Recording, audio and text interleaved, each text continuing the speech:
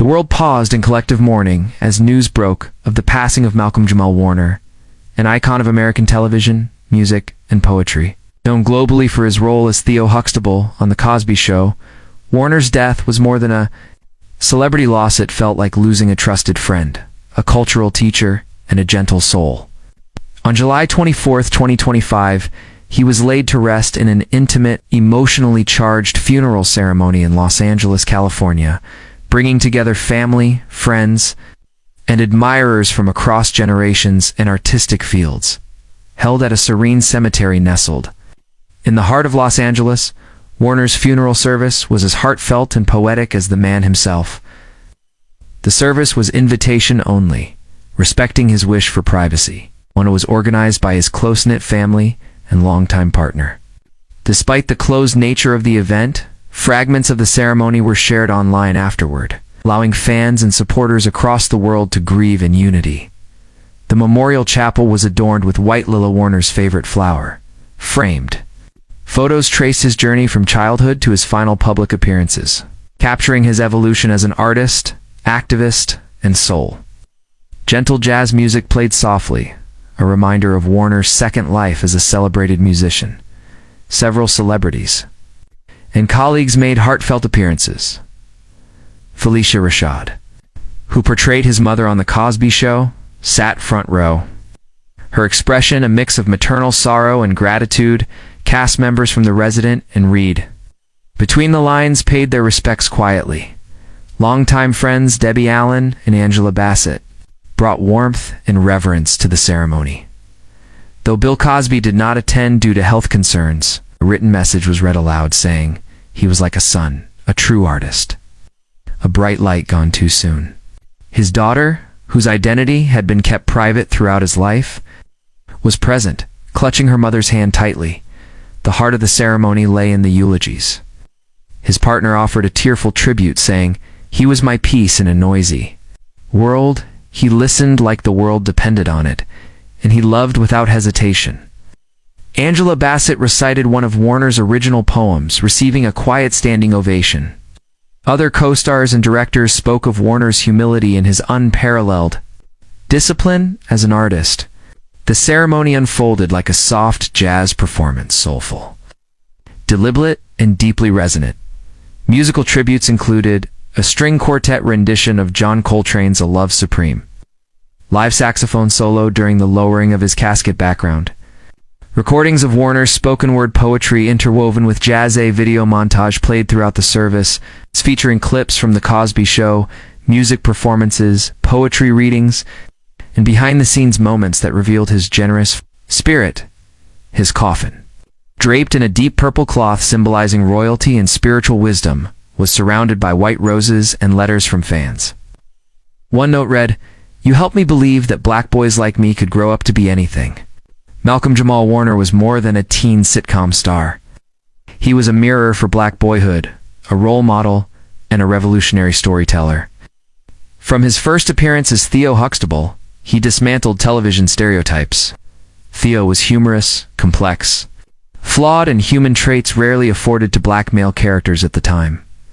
But Warner never let the character define him. He ventured into directing, earning accolades for his work on Malcolm and Eddie.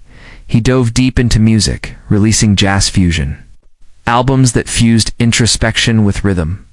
In 2015, he won a Grammy Award for Best Spoken Word Album for his performance of The Revolution Will Not Be Televised. Showcasing his talent beyond screens, Warner also became a vital voice in mental health advocacy, especially within the black community. Spoke candidly about therapy, trauma, and healing, often using poetry as a vehicle for truth. His openness created a safe space for others to confront their own battles. Friends shared that Malcolm had become increasingly introspective in the final months of his life. He traveled, wrote more frequently, and deepened connections with loved ones. Though private about his health, sources confirmed he had been managing high blood pressure and died from sudden cardiac arrest. His death has since sparked renewed discussions about black men's heart health as the ceremony drew to a close. Guests heard an unreleased recording of Warner performing his poem Borrowed Time. We're all renting space on this earth. The question is, what are you doing with your lease? The words echoed as his casket was lowered into the ground. White roses were laid atop his grave by every guest in attendance. Some placed letters, some placed poems. The rain began to fall gently, like the sky was mourning. A young fan stepped forward and whispered, "Thank you for being the man we needed when we didn't know who we were." This wasn't just a funeral. It was a reckoning with how much one person can matter. Malcolm Jamal Warner didn't just play roles, he lived them. He didn't just write poetry, he healed with it. Didn't just entertain, he inspired in the days following his passing. Farewell Malcolm trended worldwide for 48 hours. Fans created digital murals, tribute songs, and poetry in his honor. Artists like Zendaya, Viola Davis, Sterling K. Brown, and Octavia Spencer posted personal tributes.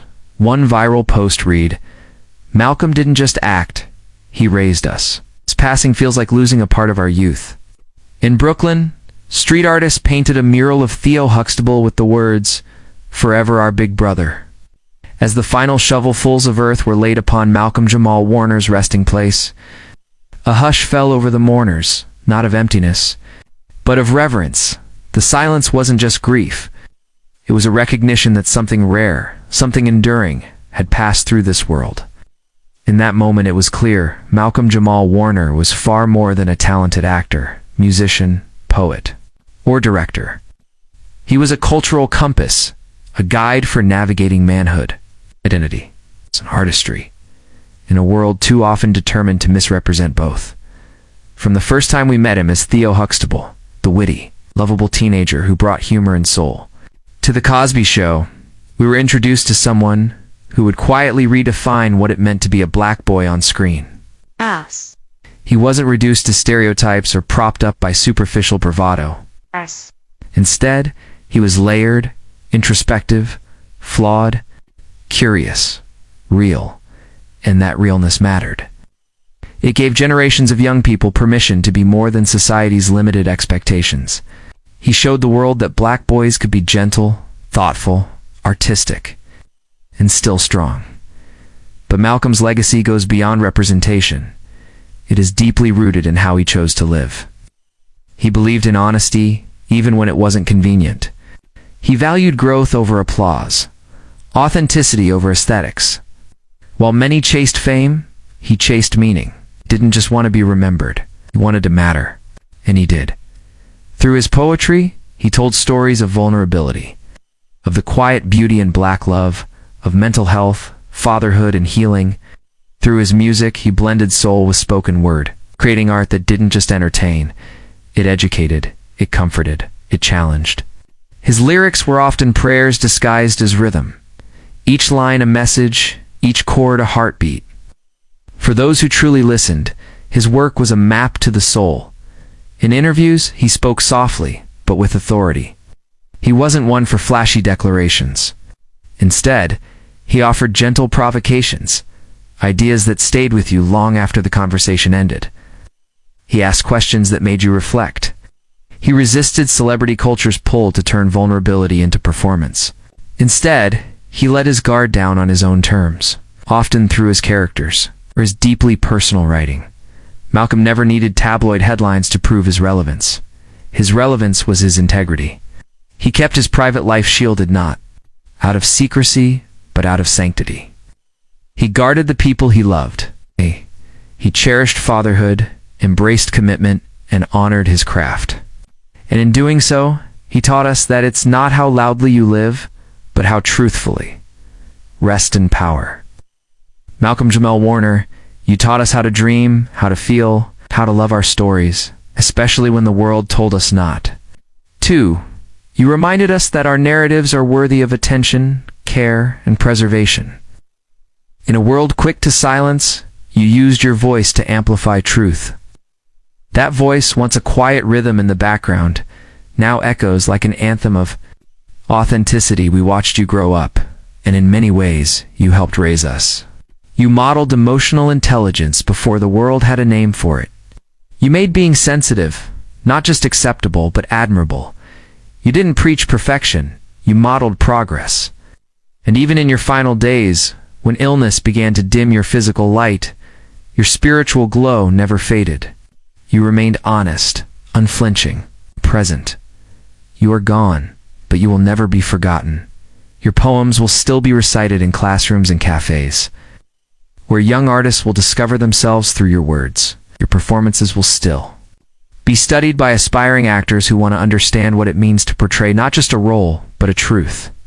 Your music will still be played in dorm rooms, at open mics, in headphones on long subway rides, each note connecting someone to their own journey and your soul. Your real legacy will live in the hearts of every child who ever saw you and thought, maybe I can be something too. You inspired with every choice. Not the grand gestures, but the small, deliberate ones, the way you paused to listen, the way you carried yourself with grace, the way you never let the world's chaos shake your core. You built a legacy not of fame, but of impact. And that, perhaps, is the most sacred kind. Generations from now, people may not recall every award you were nominated for, or every role you played, but they will remember how you made them feel. They'll remember the warmth in your voice, the truth in your eyes, and the sincerity in your work. They'll remember the man who chose compassion over competition, depth over display, principle over popularity. You reminded us that art is not just for applause, it's for connection, it's for healing, it's for remembrance. And now, as we sit in the afterglow of your presence, we are left not with absence, but with abundance. Abundance of memory, abundance of gratitude, abundance of love. So we say goodbye, not to erase, but to honor, not to forget, but to carry forward. Your story doesn't end here, it only transforms. It becomes the stories we tell our children, the choices we make in moments of doubt, the courage we summon when the world demands we shrink. Malcolm Jamal Warner, you are more than a character, more than a creator, more than a celebrity. You were and remain a light. And that light, it will never go out. Thank you. We'll carry your spirit forward, always.